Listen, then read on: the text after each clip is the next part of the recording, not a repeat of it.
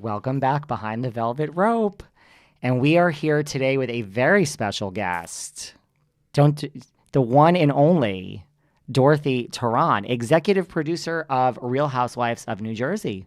Hi, David. Listen, I say it every time. You're laughing. You can laugh at the theme song. Marge Sr. was here like a week ago, and basically... it's pretty fabulous. Isn't it nice? It's pretty fabulous. See, I have a little bit of a producer in me. You have a lot of Let me tell you, all this creative is all me. You have a lot of producer in you. Like, the studio is fabulous. Like, the whole idea of Behind the Velvet Rope is fabulous. It's like, you're doing it. I love it. Listen, coming from you, getting the stamp of approval from RHONJ executive producer, that's about as good as it gets. Aw, thank you. You're doing it. It's fabulous. Oh, my God. And thank you for coming into the studio. Thank you for having me. You took an Uber in. I took an Uber in from New Jersey. You got here. You live in Englewood. I live in Englewood.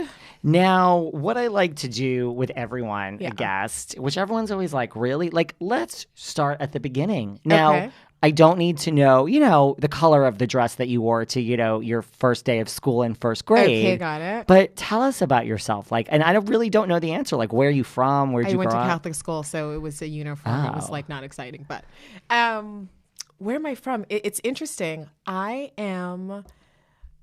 was born in Liberia, West Africa. My father was Liberian. My mother is American. And so my father worked in politics in Liberia. So we had this really interesting, like, dual life where when we were in Liberia, like, I went to a school for diplomats' kids. It was interesting because I didn't have, like, a lot of friends or a big social circle. I was, like, kind of kept in this, like, super secret bubble. And then when we came to New York, like, our life was like totally the opposite. So it's very interesting, like, the kind of the opposite life that I've had as a kid in, like, both places, like living on, you went back and forth places when, like, until I was born there, and then we came back and forth like a lot, but we lived there though from when I was born until I was 10. Wow. And so I haven't been back to Liberia since I was 10. And whereas I've been to Africa, I was planning another trip to Africa. I don't like to go to the same place twice. Right. So I've been to, like, all of South Africa. Okay, well, not all of it, but, like, Botswana. Like Cape Town. Yeah, like South Africa, Botswana, like Zambia, Zimbabwe. Yeah. But I was planning to go in July, although with the coronavirus, I don't know. Don't get me started. I know. Ugh. But I was going to go to Uganda, Rwanda. Oh, that would be amazing. To see the gorillas. Oh, wow. That would be amazing. So Liberia is west. Okay. So Liberia. Like near Kenya? No, Kenya is east. So, like, Liberia is like Ghana, Nigeria, Sierra Leone, kind of all in that, like, little scope. Yeah. Do you know Africa is? I've been to all 7 continents, including Antarctica. Africa is my favorite. Antarctica's second. Yeah. I love Africa. I love that. What do you love about it? Well, I mean, I don't like, everyone that listens to the show knows that I'm not a fan of cats and dogs, but I love the wild animals, so that's a big part of it. Did you, like, go to safaris and stuff? Got it. The people I thought were so nice. Yeah. I think a lot of places are. I think you forget how welcoming the world is. Yeah. When you go outside of, like, America. So it's, like, there's so many places where people are, like, so warm and nice, and, especially, like, I live in New Jersey now, but, like, I'm a New Yorker. So especially, like, the stereotypical thing about New Yorkers is that, like, nobody smiles and everybody grimaces on the subway. Right. It's nice to kind of step out of that and go, oh, the rest of the world is, like, nice. It's nice. And New Yorkers are also amazing and fabulous, and it's a stereotype, and they're amazing New Yorkers too, but I'm just saying, like, it's nice to be. I mean, I think New Yorkers, we will talk to anyone. That's the great thing about New Yorkers. Yes. We will talk to anyone. Like, talk to us and we'll talk. Yes. And we also don't care about things that are big deals in other parts of the country. Like the whole idea of celebrity in New York. Like, people are trying to get to work. They're trying to catch your train. Yeah. Like, yes. We got things to do. People are like, we have things to do. Like, we don't have time for whoever's like, I mean, like movie sets that are like in the middle of the street in New York, like how many people just like, the morning commute, people are like, please move out of my way so I can get to work. And no one, Kind of. Which is kind of cool. Speaking of which, I was going to ask you this later on, and then we'll stay on my track. But okay. Have you ever, just to that point, have you ever been starstruck? That was one of my questions. Like, just through the work you do. Like, have you ever met someone where you're just like, oh my God? I mean, like I've met Cher 4 times, and every time I I'm like, like the last time I was like almost in tears, and like I don't cry. I'm just like, you mean you're Cher? Like the concept of this is bigger than what I am grasping right now. Yeah, no, I would say Oprah. That's a good one. Just I've been a television producer for, I'm going to totally say it because I love you, but I should not say this out loud, for like 24, 25 years. I get it. And so though I've spent so much time the past like 8 years, and I'm sure we'll talk about this, like producing unscripted series and reality series, I spent a lot of time producing a lot of content in LA and produced a lot of different things with Hollywood stars. And really? Yeah. I don't know this side of you. I used to do an Oscar special for a long time every year. I used to work at Essence magazine, and a part of what Essence does is this tribute event at the Beverly Hilton the Thursday before Oscar Sunday.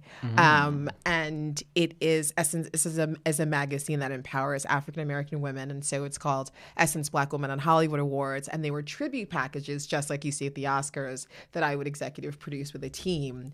And so what we would do is like every Oscar cycle, we would pick the magazine would pick 5 celebrities, and they get different kinds of awards. Okay. So there's a newcomer award, there's a legend award for someone that's been in the business a long time.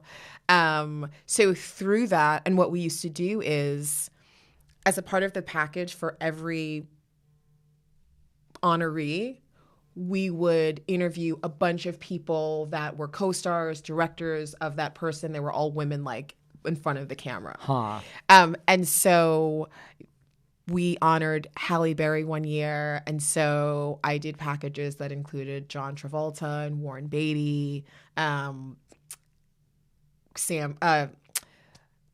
del Toro for Halle Berry. And so it's interesting because when we did Renee Zellweger for Queen Latifah, she got a Power Award one year. So when you are producing that level of talent, and everybody, you think of, at least for me, I think of talent differently. I'm looking at someone that's okay, here's what I need to get out of this conversation or out of this footage or out of this scene work. I'm not thinking it's not the personal, oh my gosh, there's right. There's I just can't believe this person is in front of me. You have a job to do. I have a job to do, exactly. But, certainly Oprah, Michelle Obama, Barack, any of those. Those are some big ones, yes, I would be totally and have been totally speechless. So. Wow. Yeah. Now, how did you, when you went to college, how did you get in? Did you go to college for TV? I did. You did? I did. Did you love TV growing up? Not in the way that most. Because I did. I don't know why I did. I mean, I was a corporate lawyer. I mean, I went to I don't know what I was doing with my life. You know what's so interesting? I love television a different way. So when I was a little kid, my mom was a single mom. I spent a lot of time with my Nana. And so, we had this little black and white television with we had hangers, this rabbit ears for the antenna. And we used to watch, my Nana and I would watch Miss America. Right? Okay. And I was 8 or 9 years old. No, it was about 10 or 11 because it's when we came here back to the States. And I would watch Miss America. And, every girl wants to be like Miss America, right? Everybody wants to have the sash across her chest. They want to do the wave, the princess wave, and all of that. And I never wanted to do that. I would look, but I loved Miss America. I loved the production of it. I loved when the lights went on. I loved like the follow focus and the spotlight. And so what I would say, like, when, you know, Miss America comes to like the stage to like answer the question that they ask, like, well, how would you, you know, facilitate world peace, like, and all of that. And like, if she stepped into her spotlight at the wrong time, I would be like, Nana, she missed her cue for the spotlight. Really? Absolutely. Oh, wow. And my grandmother was, you know, my grandmother was from Charleston, South Carolina.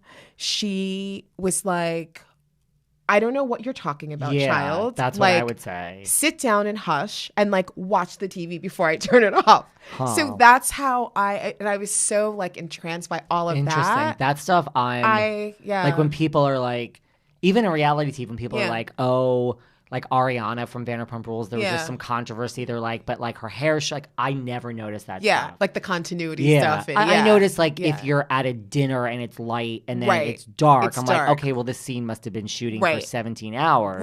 Right. But I don't know that like, oh, that Coke like bottle, all the nuances of the, it's really particular. So you knew that was, I didn't know what it was called, but like I knew that I wanted to be a part of creating those kinds of images and like facilitating like the problems like that. Interesting. Yeah. So you went to college for that, you graduate, and then so before, let's talk about, we'll divide it in half because before the classic RHONJ. I mean, you've kind of answered this. So you were in LA, you were doing a lot of non-scripted. I was doing a lot of more scripted projects. A lot of digital series. I was a line producer for commercials for 10 years. Wow. I used to be head of production for a production company called Zuma that was down in Soho.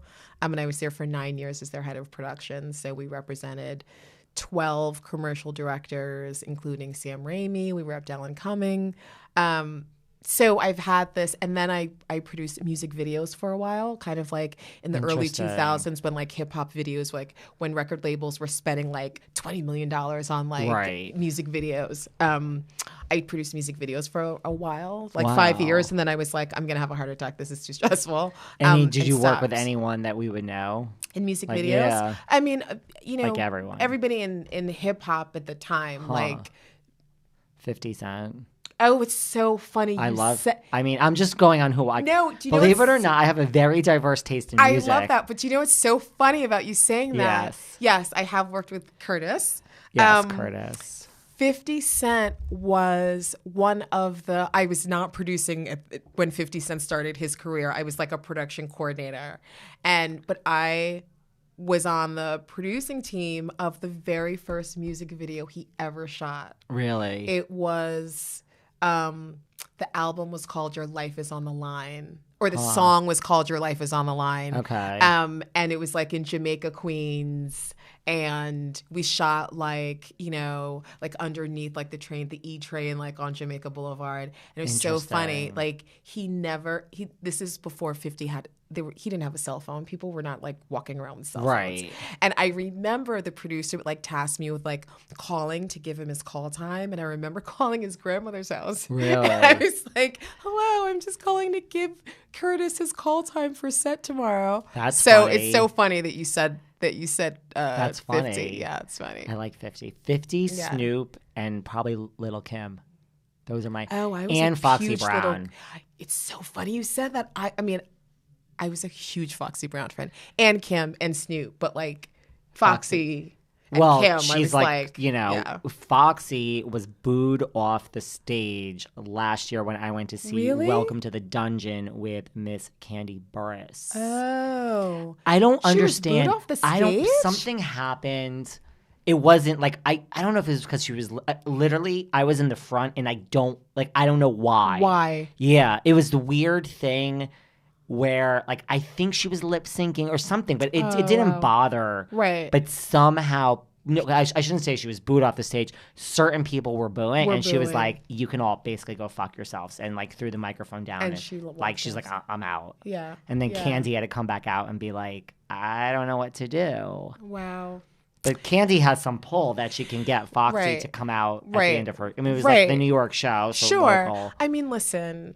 And I think also she was wearing like a handkerchief over, like her face was almost covered. Was covered? So people were booing for some reason. I still don't know what it was. Yeah, like I mean, it was fine. She was in front of me, and I was like, I don't really care about anything else. Right. It's so funny. I mean, listen, back in in the early 2000s or late 90s when like women like came on the scene in hip hop like so strong and so incredible and so powerful.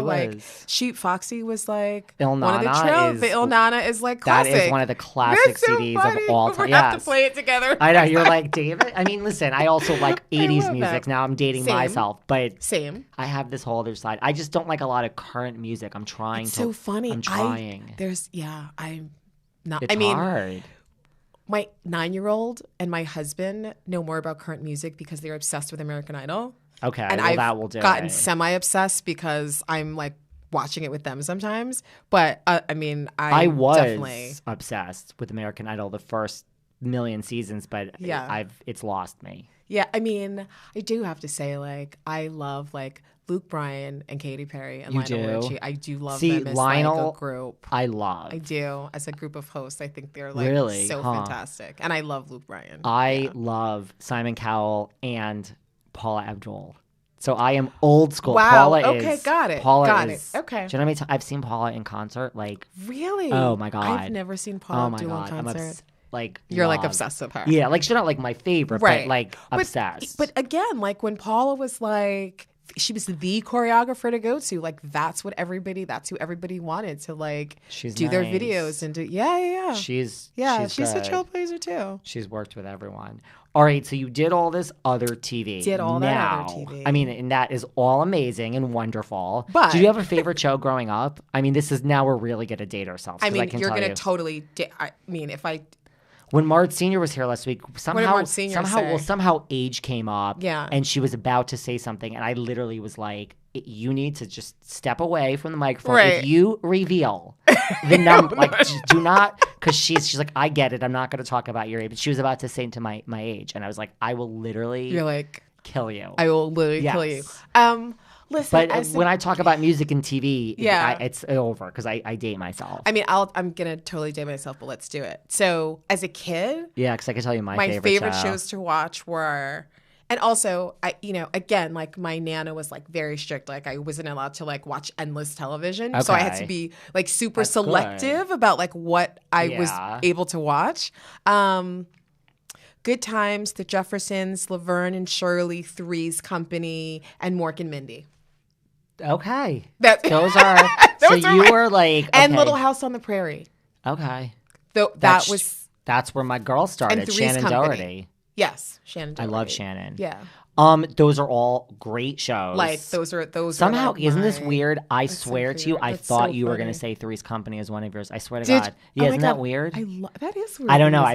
I'm not even kidding you. I have like you're psychic. I don't, but I just thought. Well, you also said 50 cents, which you could have said anything, and you said that, and I happened to that. We're psychically connected, which totally makes sense. Other than Little House on the Prairie, I love all those shows. Yeah. My favorite show, Dallas. I forgot. Dallas was such epic storytelling. I wasn't allowed to watch a lot of Dallas, but I would sneak it. Dallas. Oh my God, it was amazing. Yeah. And then like later on, like 90210 and Melrose Place. Melrose Place was Dallas my favorite show. Melrose Place, yes, second favorite show of all time. Melrose Place and 90210 done. Brilliant. And I would take Melrose over 90210, believe it or not. Oh no, most people would take. I would take 90210. I've met most of them because I had a crush on Luke Perry. I put myself in. Oh, really? Yeah. I have a crush on Brian Austin Green. Oh my God, he is. That's the number one. I don't think Megan will mind. But he to me is the hottest one from that show. Really? Yeah. Oh, not even. It's like there's not even a close second. Wait, stop. Jason Priestley. What are you saying? He's okay. Oh my God! I wouldn't say no. You wouldn't say. But in modern day too, I mean, Brian has held up. I haven't seen Oh my God! But Jason Priestley was like, girl in America had a crush on Jason Priestley. He was okay. Wow. But then from Melrose, Grant Show. Yeah, see, I don't remember the Melrose characters that much. I mean, I'm going, there's like, those celebrity conventions that are all over, which I go. Yeah. Well, there's one in New Jersey, Chiller. I don't know if you Oh, it's I in know like Chiller. Parsippany. Okay. The next one is having Jamie Luner, but you probably she's from Melrose. Okay. The redhead. See, I remember the redhead from she was Melrose. on I didn't even know her Savannah. name. Yes, I remember. I do deep cuts, but. That's when the so Melrose funny. cast was here, they were here like a month or two ago. Okay. Or, like they were doing something for Strahan and Sarah was having like flashback week. They were all here. Wow. I needed to figure out where they were staying. But like Daphne Zuniga knows me. Like because I've met her so many times. Oh God, because you met her so many times. And How someone funny is asked that? her a question and she's like, just ask David. He knows everything about I'm hardcore Melrose. I love that. Yeah. I love that. So I was like a fangirl of Yeah. pop culture, but I could never do the stuff you did. Mm-hmm. Okay, so then you did all this. So Did all how that. do you go from how did you start with Real Housewives of New Jersey? Let's get to the real. Let's get to the real. Yes. How did I get to the Real Housewives? Because of all New roads Jersey? lead back to Bravo, Dorothy. All roads lead back to Bravo. Yes. Well, before I got to the Real Housewives of New Jersey, I actually started producing my first Bravo show was Caroline Manzo spinoff. So my first Bravo show was Manzo'd with Children. So you didn't start with this. I don't even know. So you didn't start with New Jersey in the beginning. I started with Manzo'd. And when did that come in the New Jersey? Like, was that like I don't know how many years in? So this is when I lose. I'm what's not good with that. interesting, Manzo'd, and I could be wrong about this, so don't hold me to it, but I think Manzo'd, the show lasted 3 seasons. Okay. I was heavily involved in 1 and 2, less involved in 3, but still a part of 3. So this is how you came to Bravo. And that is how I came. And then the show, Bravo decided to not renew the show for season 4. Right. But season 2, I married Lauren Manzo'd. It was all of that. Oh, wow. And then during when season 3 ended, Bravo was getting ready for Teresa to come home. Okay. And when Teresa was getting ready to come home, they said, can you jump on RHONJ? And my first season was 7. 7 was my first season on. I don't think even people that know you, I don't think know that. Not know you, know you, but yeah.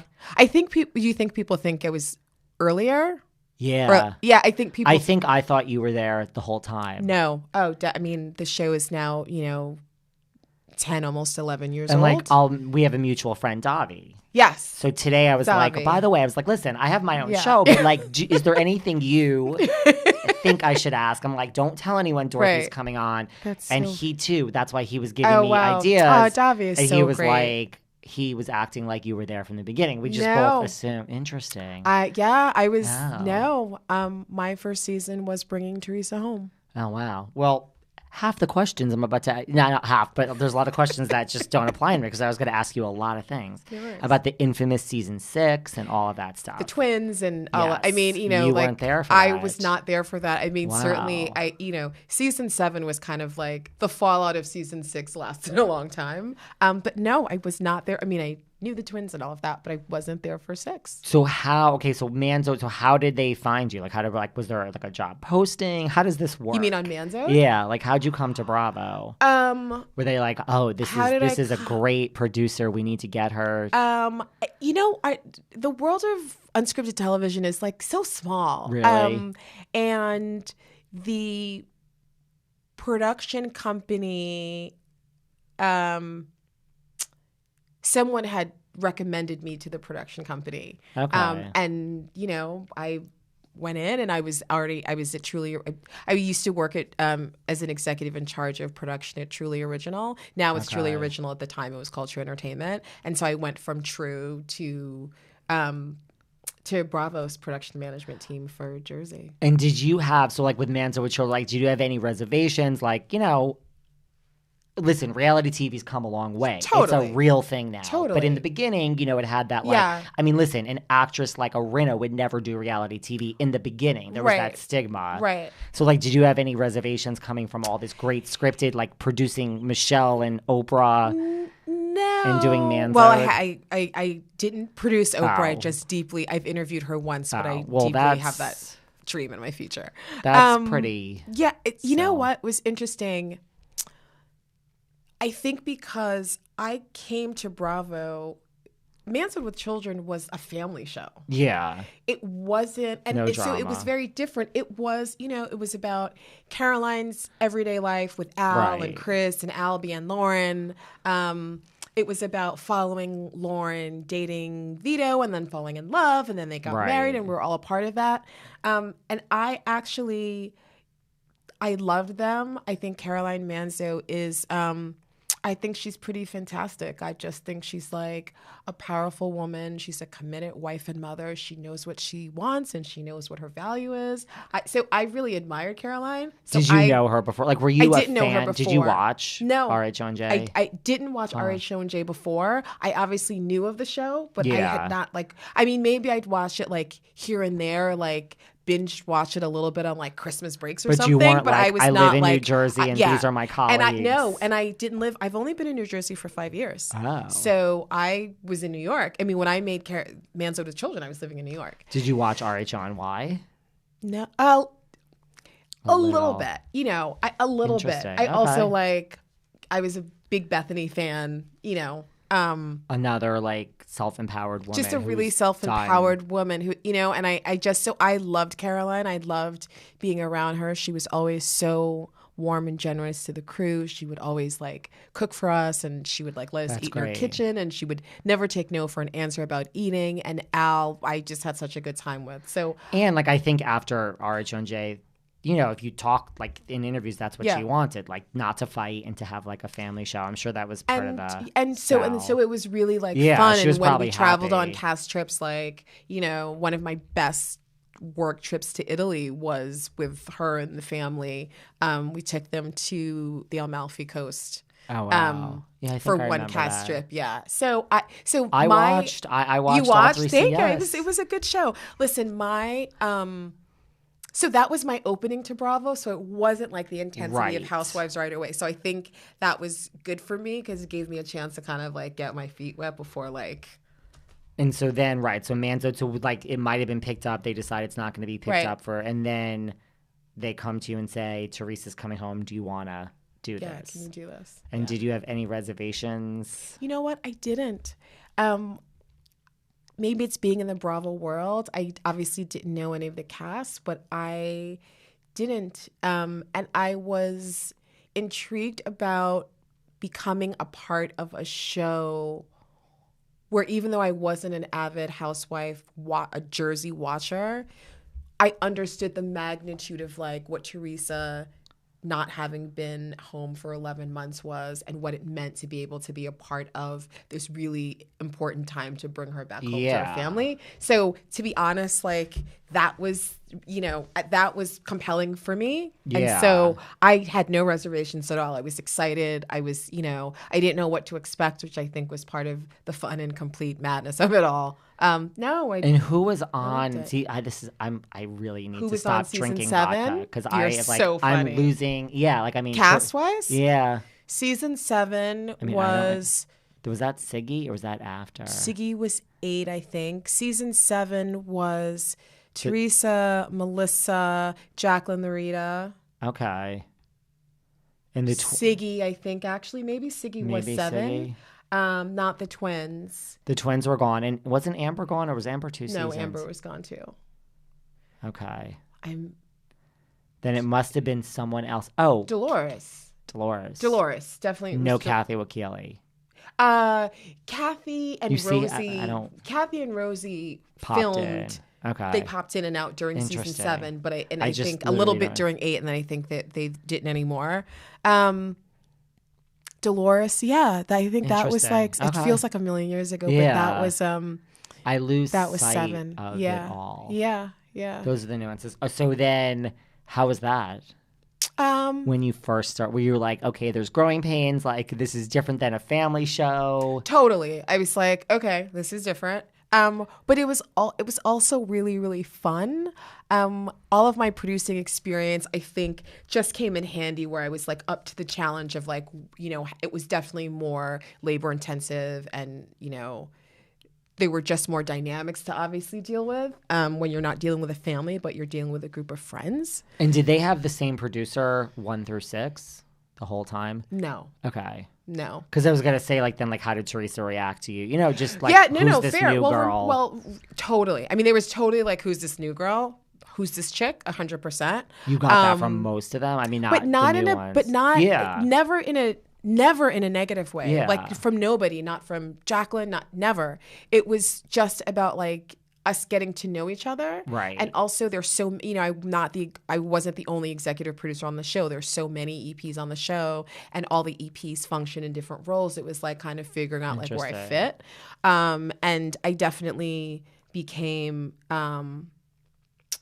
very involved in talent, and talent management became a big part of like my kind of core responsibility on the show, which was always the way that it was until, you know, the end.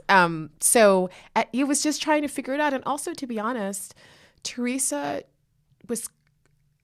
wanted to get home to her children and to Joe, and she wasn't like, and Teresa's also, you know, she's so easy. Teresa's so easy to work with. She's really, oh my God. Teresa is like, okay, hi, nice to meet you. What are we doing? Right. So super easy. I can see that. Like very much so. And everybody was super welcoming. And then like, you know, like we took it to the next stratosphere after that. Huh. Interesting.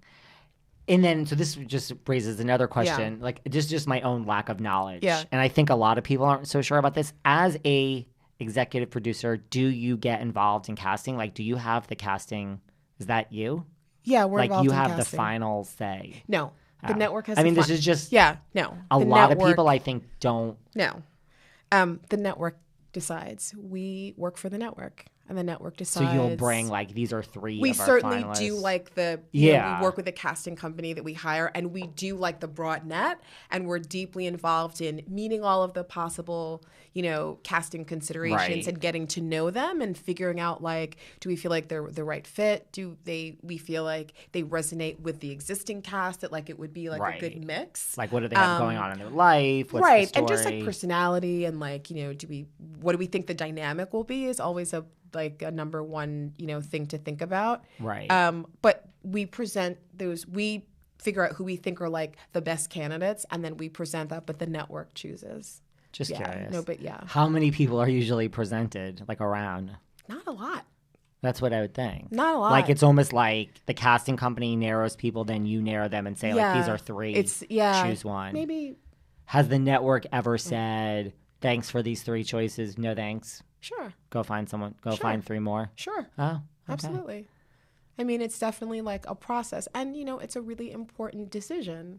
Yeah, it's a big decision. And it affects the health and the success of the show. So, you know, and I also think it's great that, you know, sometimes you have to, like, go back to the drawing board if you don't quite get it right and, like, figure it out. And I think we've done a really good job of that.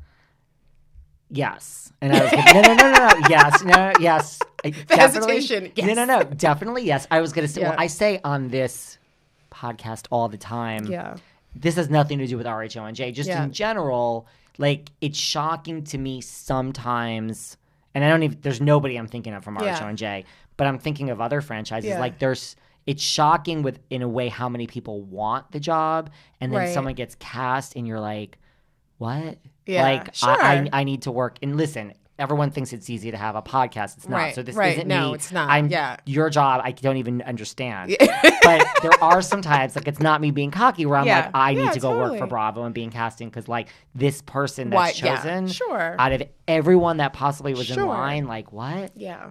So has there ever been on RHONJ, you don't have to mention names, okay, where whatever season, we have 7, 8, 9, and 10 now, where you're like, you start filming, the show isn't aired, but you start filming, and but you're like, okay, we probably made a mistake.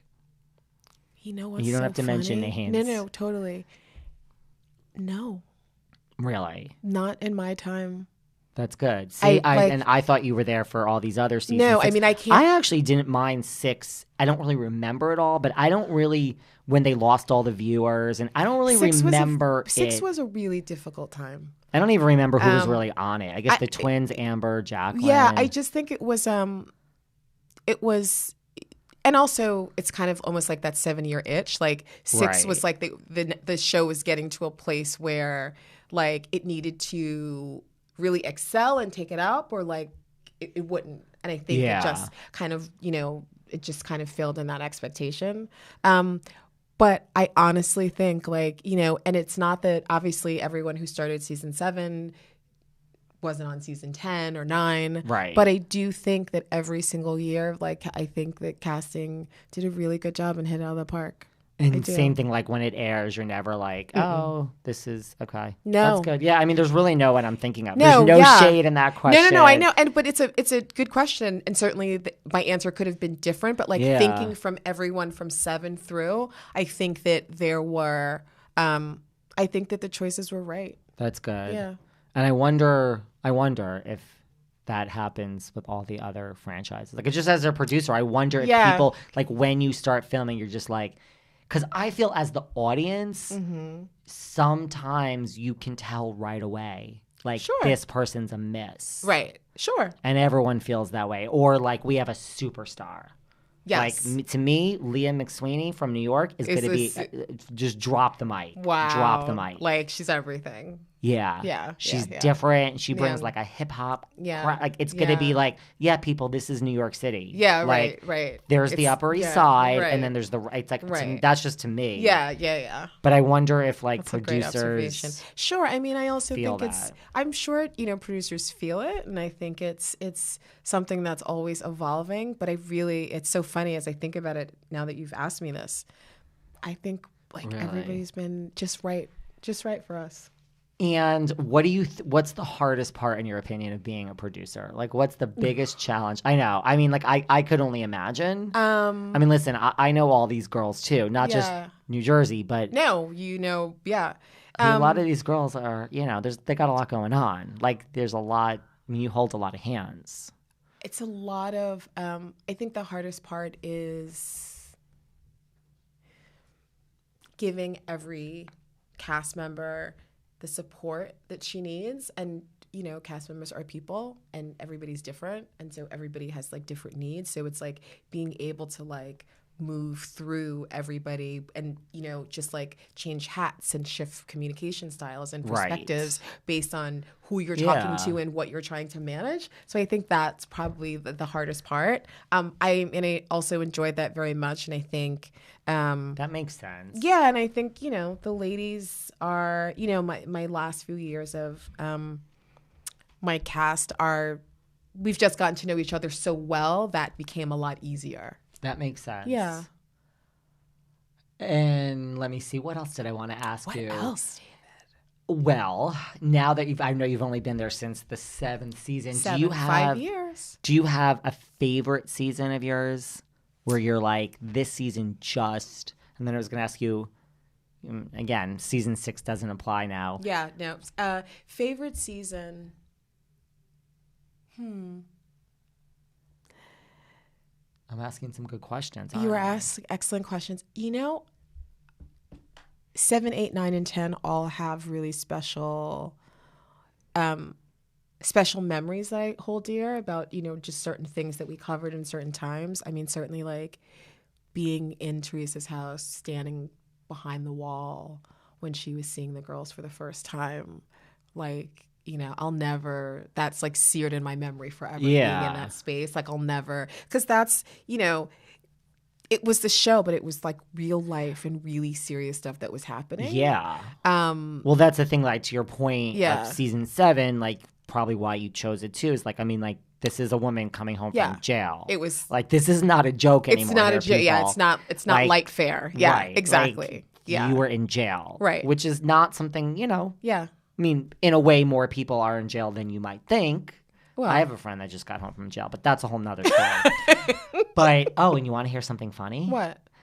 Well, not funny, but just interesting. Yeah. She said, everybody in jail reads Teresa's books. Like, really, I swear to you. Yeah. Like it's motivation and like encouragement? Well, also, she's a lot of people in jail are looking, not in a bad way, but they're like, how do we capitalize on this when we get out? Oh, I see. But also now she said people like, I think, wow. I think Teresa, I mean, I got the impression like Teresa is an example for women in jail. Right. Of just like, you know, like she had things going on before where she was successful, but like. Sure. I mean, I thought that was funny or just interesting. No, it is really interesting. Listen, I think that Teresa, I know, firsthand, Teresa is one of the bravest human beings that I've ever met and had the honor of getting to know and love. So I think that, she's an example for a lot of people for a lot of different reasons. So it doesn't surprise me to hear that, that her book is the people that are, women that are struggling and like trying to figure out like what the next chapter of their life is when they get through that chapter, reads the book. Interesting. Totally makes sense. I thought that was interesting. But I mean, like, that's a big thing to be there for.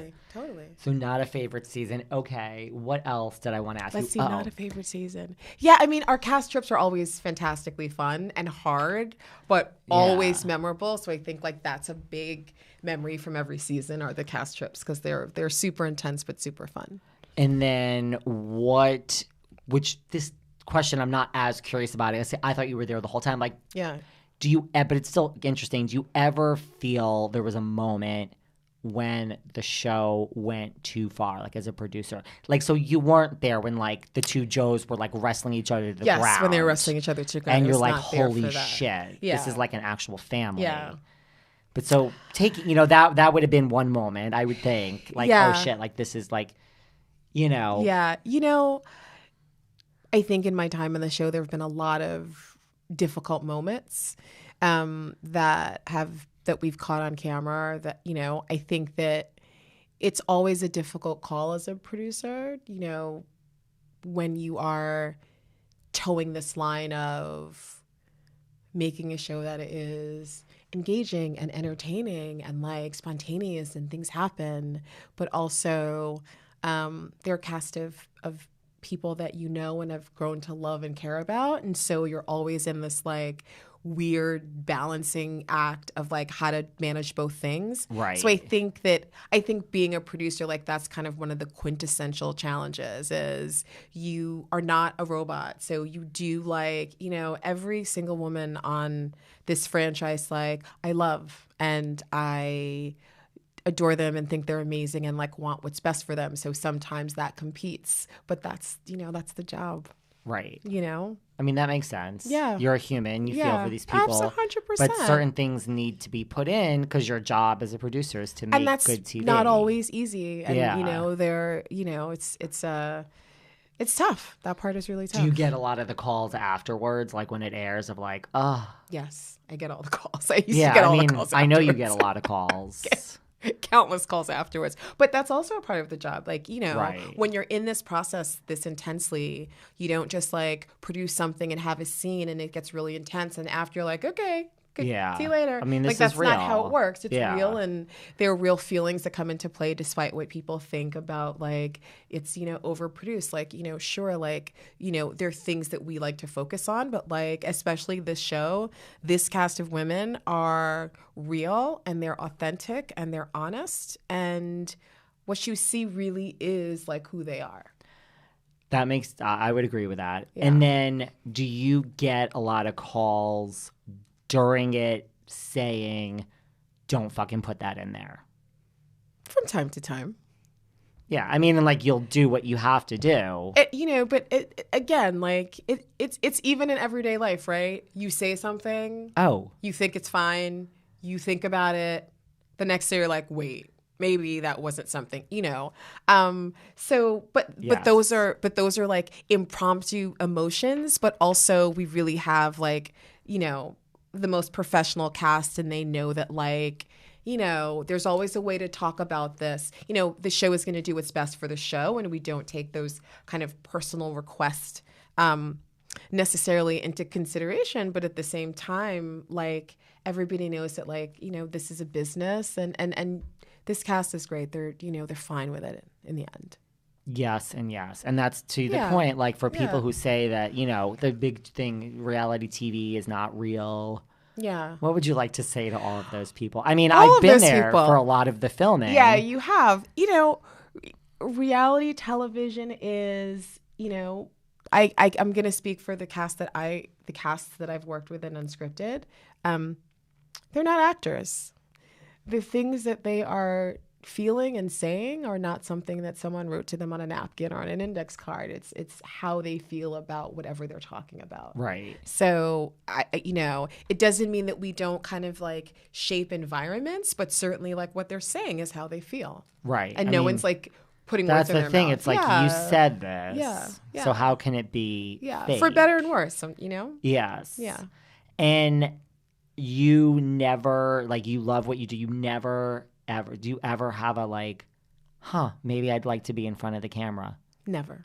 That's what I thought. Never. I mean, I kind of knew you were going to say that, but I just figured. And I feel like it's a question. You and I have talked about. Yeah. And I think people, a lot of people seem to have different opinion of me in that way. Oh, really? I don't have a different opinion of you in that way. No. I think some people just wonder in general about producers. Yeah. I mean, like, you look at someone like Andy. I'm just using him as an example. Sure. I mean, but Andy is like a world, Yes. Like, Andy's a world of everything magical that everybody wants to be a part of and talk to. But for me, I'm No, I don't get the sense. I mean, I've never got that vibe from you. No, I have no desire. Yeah, I don't think it's for you. It's not for me. It's 1,000,000% not for me.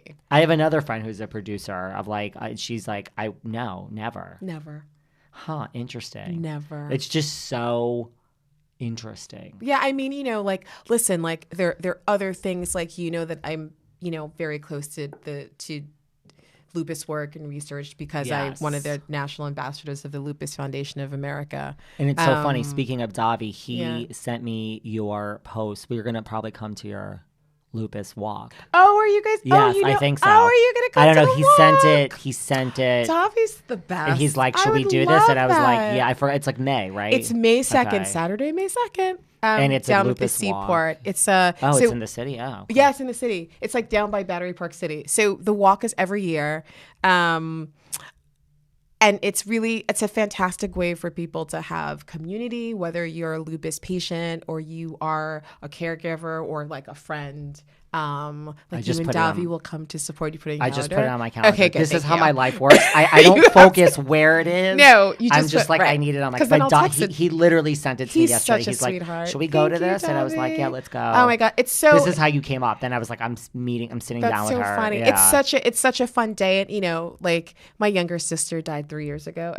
4 years ago from lupus, and like ever since then, like I didn't set out to be the national ambassador, but it came to me. When it came to me, I was like, absolutely, like there's no way I'm saying no. So for I didn't know you were the national ambassador. Yeah, I'm the national ambassador of the Lupus Foundation of America. I mean, I knew you were heavily involved. Yeah, and there are other national ambassadors, but I've been their national ambassador. They asked me, 4 years ago when Mwide passed away.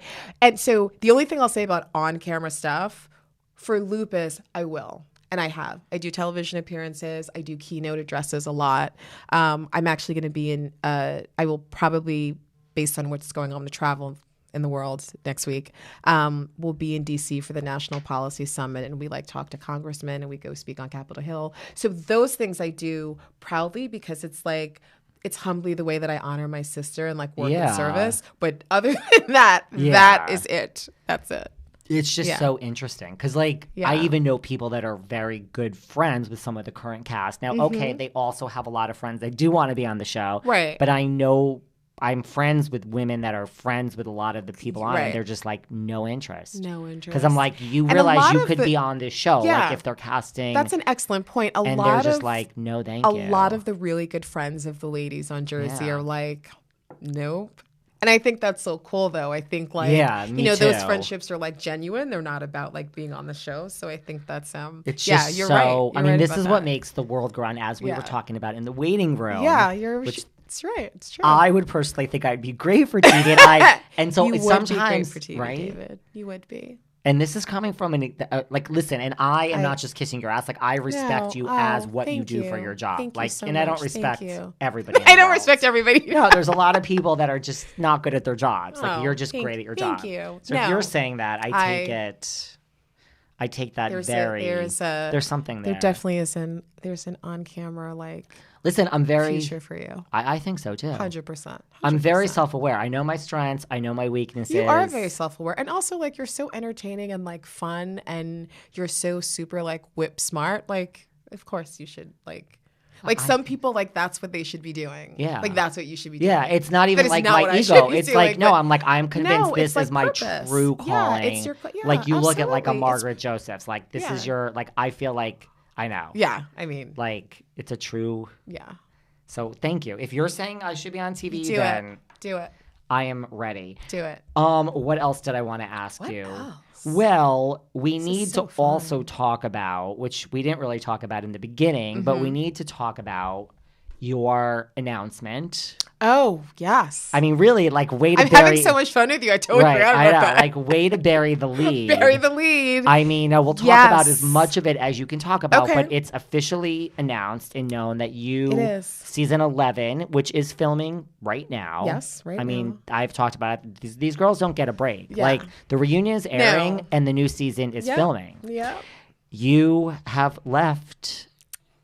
being the executive producer of RHONJ, you are no longer there. I'm no longer there. Congratulations. Thank you so much. It's been a couple months. It's so crazy. I mean, congratulations on that. What can we announce that you are doing? I'm not going to talk because I'm going to say something I shouldn't say. So what are you, and we can, yes. What am I able to say? What I'm able to say is that, RHONJ really has been like the love of my life for 5 or 6 years, like 100%. That's amazing. And I, it was super hard to be able to say goodbye.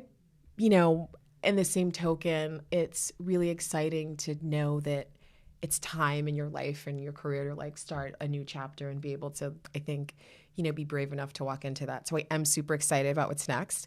What I can say is I'll be able to say more in about 2 weeks. Okay. Because there'll be some announcements in the press at that time. I am always going to make television, so I can say that. I'm always going to be making television. I don't have a plan B. I don't want one. Like, this is it. Right. Forever. So I'm excited to share what that is and, That's kind good. of be on another journey, but definitely still in TV. And it will be a television journey. 100%.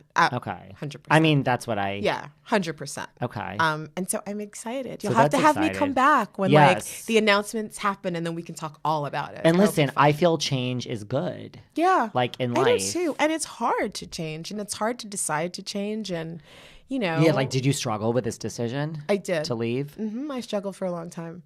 Yeah, because I mean, I remember you talking about this for a while. It's been a long time. Yeah, and I struggled for a bunch of reasons. One, it's comfort when you do something and you know that you do it well and you've got like a mastery of it, and you're like, okay, this is and it's stable. And it's stable. And, for they'll keep you forever if you want to stay forever. Bravo has been very, very good to me. They continue to be very, very good to me.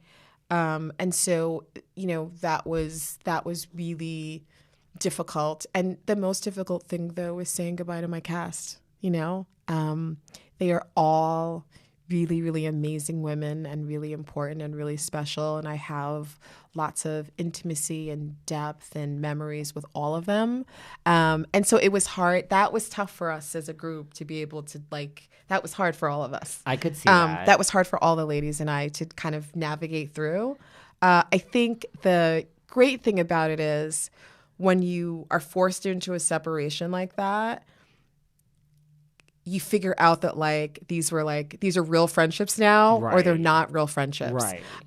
And you know, I'm so happy to say that they are all real friendships. So I'm, you know, for me, it's sad in that way, but now you don't have to produce. You could just be friends. I can just, you know, be friends. You know, Teresa texted me this morning. I talked to Dolores the other day. I talked to Margaret, you know, so, Jennifer and I connected yesterday. I talk to Jackie all the time. You know, it's just, you know. Well, that's what I was going to say. Like, as we sit here, not to blow up your game and your phone is going off every 30 seconds. I mean, Margaret just called you. Teresa just called you. Like, forget the friendships. Like, do these women know so funny. that you blew you're me up, David. gone? Yeah, they do, of course. Like, are they? You know, they knew because first. I could see. I mean, I know they know. I was just, but like, I could see them still calling you and being like, "Oh fuck," you know, like complaining, and you're like, "Guys, like, I'm not there." Yeah, like, you have another exec. I could see them still calling you with the work drama. I mean, I guess, okay, it's only the third day of filming or whatever. Right. I will say that there is obviously a line. I don't work for the company anymore. I'm not an executive producer of the show anymore. So I can't speak to business things. But because I know them so well, I speak to them as a friend and I give them, you know, just support in that way, and try to, like, you know, that's the lane that I stay in, and that's, like, you know, that's been a transition for everybody, but I think it's working. I think it's working really well. That's good. I mean, I figured you would say the women.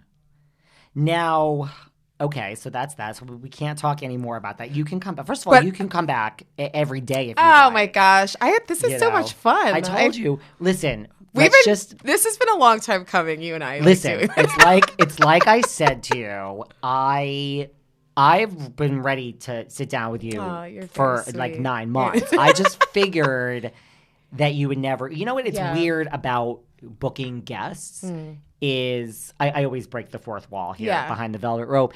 Is like, people that are big in the industry, whether they're on air or not, a lot of them will say yes, and then you get these random people that are like no, and you're like, what? Like, I just had like, it's strange that way. I just assumed that you wouldn't have done it.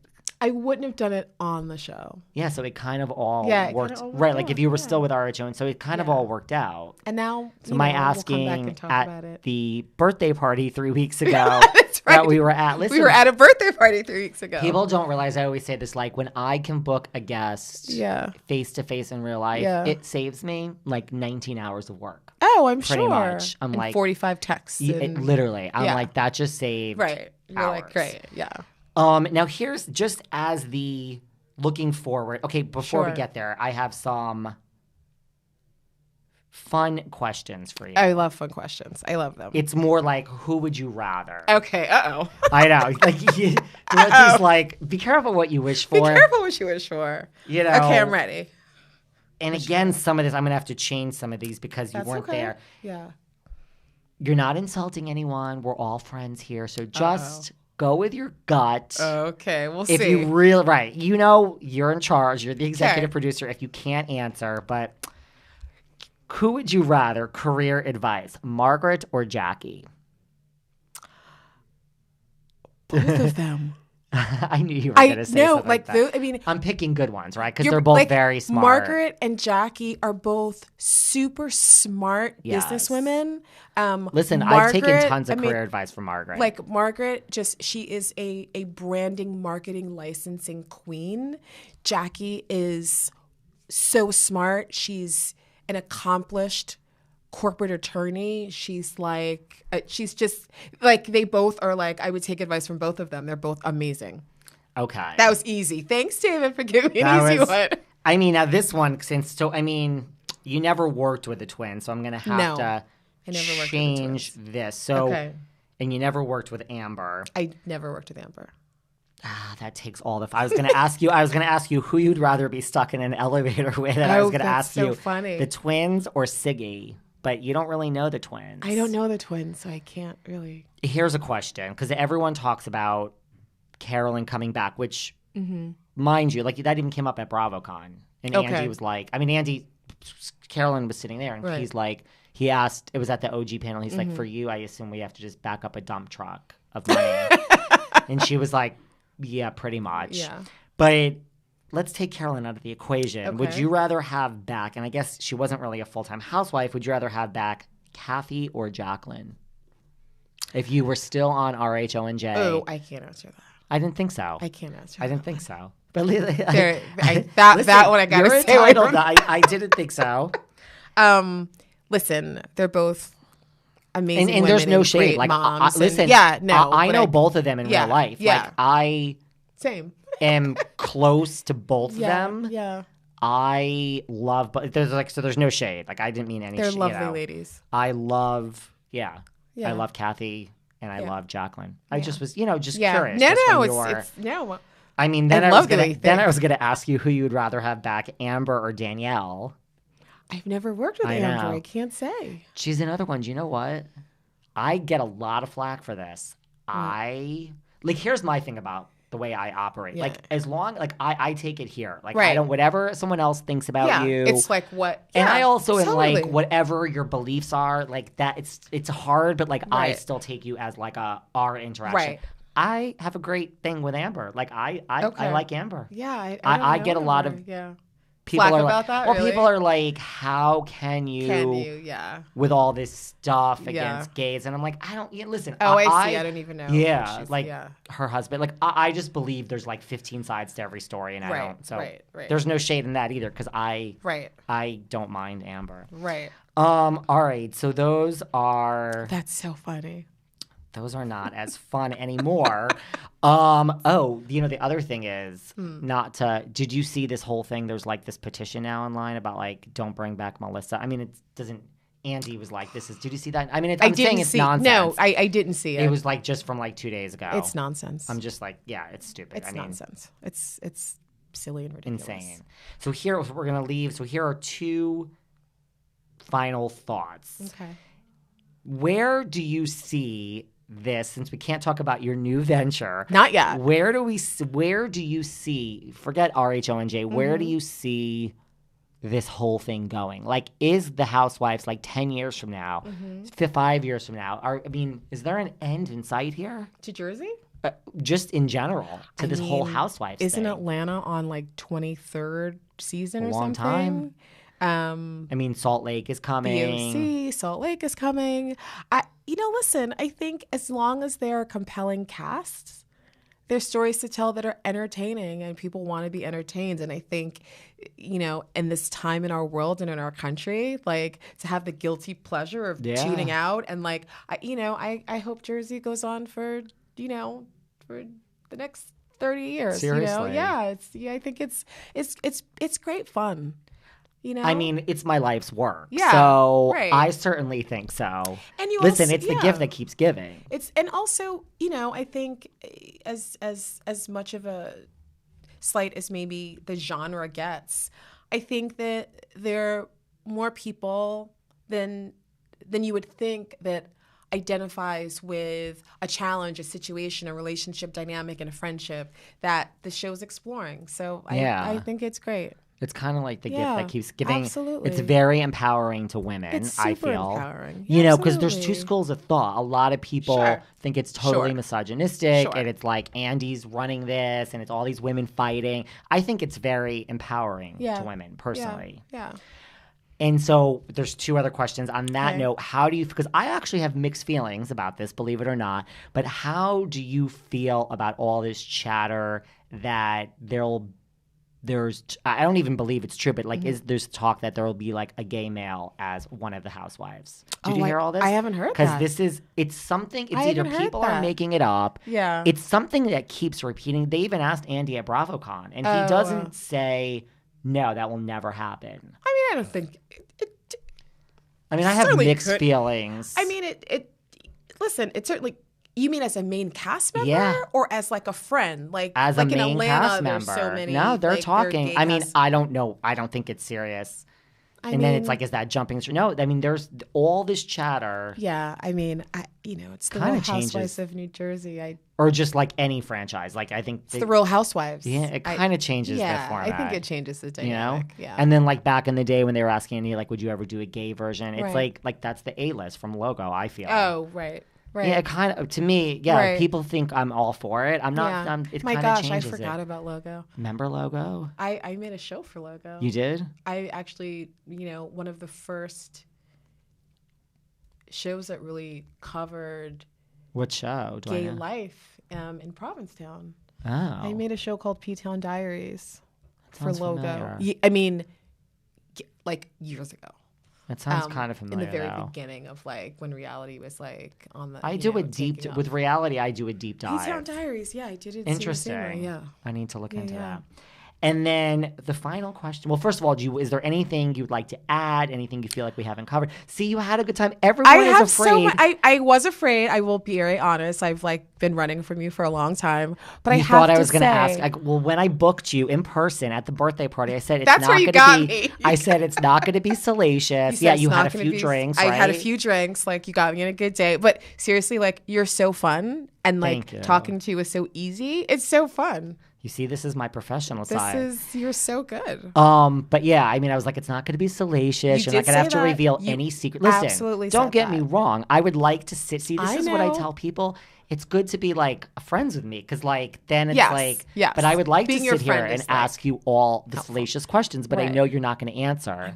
And you're going to tell me I pulled a bait and switch, and then you're going to run from me, and then you're going to go tell Margaret, and then Margaret's going to scream at me. This is what would really happen, and then Margaret's going to give me an earful. And my goodness. But okay, so here's my final question. Like, how do you want to be remembered? Oh my God.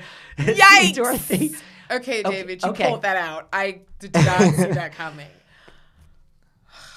Or at least like from the Bravo world. And I know like it's not like, who knows? Your relationship with Bravo is not like over. No. We don't know. You know what I mean? There's a whole world. But like I guess from like RHONJ. From RHONJ. And just in life, I guess. I mean,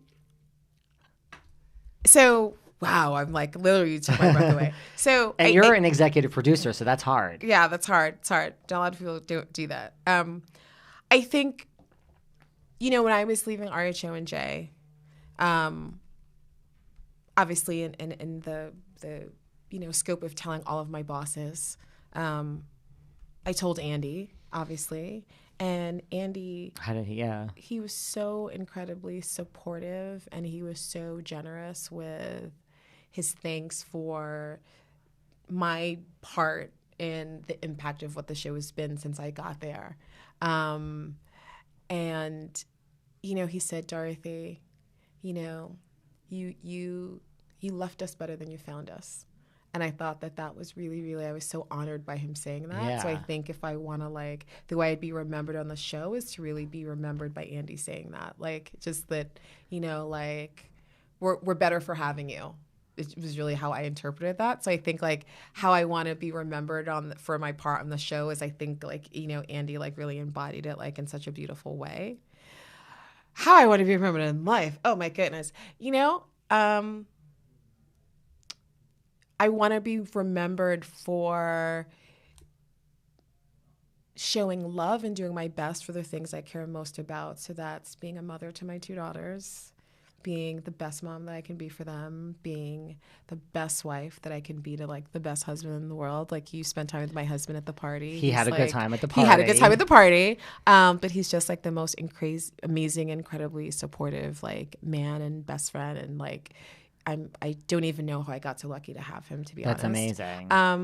And just being a good friend and really loving the people that I care about and the things that I care about. So lupus is one of those things. Yeah. What I'd love to see at the end of my life is to be able to say, it was so great that she was a champion and now lupus is cured, So those are the kinds of things that are otherworldly that I think about, if I had to think about, that, it's, That makes sense. Yeah. Just just... It sounds hokey, but it's true. Just loving everybody and just just making memories with people that you love that will last. You know, that makes sense. Yeah. Listen, those memories are kind of like that's in the end. That's what we have. That's all we have. That's all we have. I say that all the time. I'm just like, it's true. So you can't take anything with you except the memory. You know, Absolutely. At the end, you're going to have your memories. 100%. And all your things are nice. But you won't have them. No, like you're just going to be there with your memories. Absolutely. Totally. Oh my God. Listen, thank you. How fun was this? Thank you so much for having me. I told you were going to have fun. Oh my God. Can I just so say, much and fun. This isn't me kissing my own ass. So much fun. Everybody, when we're done, is like, that was so much fun. It was so much fun. And I'm like, nobody believes me. No. I'm like, this isn't. Everyone should come on this podcast that David invites because it is so much fun. Thank you. Legit. I love you saying that. It's true. It's totally true. I love you coming on. Yeah, I know you're very so busy. Fun. Thank you for coming to New York. Of course, no problem. I know Englewood is not that far away, but it's far. It's not that far away. You know, it was a good time in the Uber, so Seriously. it was good. And we will do this again. And where can we find you online? Instagram is like my place is just at Dorothy Toran. And if anyone wants to support lupus. Oh, my goodness. In my bio, just click the link in my bio. Right now, it's our support lupus fundraiser. We're doing a stem cell fundraising campaign that I've been doing in honor of my sister. It's actually called the Color Me Happy campaign, which was the name of the art collection she was working on when she passed. So we, Lupus Foundation, I decided, like, of course, we have to call it Color Me Happy. So there's a link to click on the bio. 100% of the money donated goes to stem cell research. So that's amazing. Please just go to my Instagram and click there. And May 2nd is the May walk. 2nd is the Lupus Walk. And I will be there with Davi. Yay! And for me, at David Yantev, at Behind the Velvet Rope on Apple Podcasts. If you like what you hear, leave a 5-star review. You can specifically mention Dorothy and what a great episode this was. Definitely if this was one of your stars. favorite episodes. And that is it. We are out. Dorothy, I love you dearly. I love you too. I love you. Thank you, David. Love you. Bye, you guys. Bye.